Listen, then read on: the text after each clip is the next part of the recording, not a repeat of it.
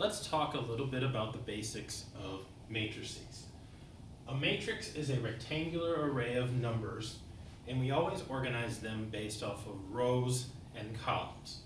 So here's an example of a matrix. Notice they use these large brackets to let you know that it's a matrix. And when we label these things inside, those things inside are called elements.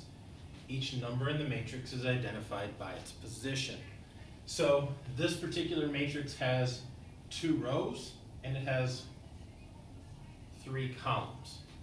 So when I look for something in a matrix, I refer to it by its row and its column. So this one over here is in row 1, column 3. Down here we're in row 2, column 2. This would be row 2, column 1. So that's how we name these elements that are in this rectangular array. Now, some things that we do with matrices, we'll talk about corresponding elements. These are elements from 2 different matrices that are in the same position. So something that's in this matrix in row 1, column 1, corresponding would be in another matrix, row 1, column 1. Or something that's in row 2, column 3 would be in row 2, column 3 in another matrix. A couple specific matrices that we talk about, we will talk about a 0 matrix. That's just a square matrix, 2 rows, 2 columns, 3 rows, 3 columns, however big it is, same rows and columns, that's full of zeros. We'll talk about an identity matrix. An identity matrix is also a square matrix. 2 rows, 2 columns, 3 rows, 3 columns, whatever it might be. But notice that the main diagonal down this matrix is full of 1s and zeros everywhere else. So if it was a 4 by 4, there'd be 1s down the main diagonals, zeros everywhere else. Let's take a look at a typical matrix equation.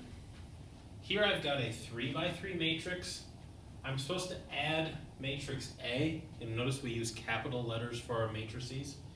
And I'm supposed to end up with this 3 by 3 matrix. There are a couple of ways we can tackle these matrix equations. We can take them piece by piece by looking at their corresponding elements. Now I know matrix A is going to have to be the same size. So I'm going to have to fill in a 3 by 3 matrix. I can do them one at a time. So this is row 1, column 1. This is row 1, column 1. And I'm trying to fill in row 1, column 1. So it says 1 plus something gives me 8. Well, 1 plus something equals 8, that has to be 7. Now if I move to row 1, column 2, it says 0 plus something has to be 11, and that's something that I'm missing is 11. So I can go through and do these one at a time to solve for matrix A. Or I can do them all at once using different matrix operations.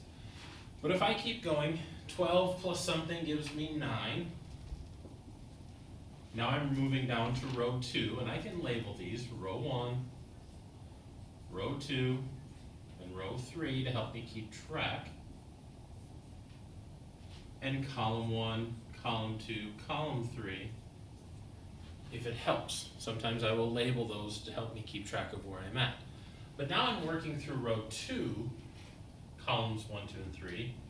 Row 2, columns 1, 2, and 3. I want to make 3 plus something to give me negative 5.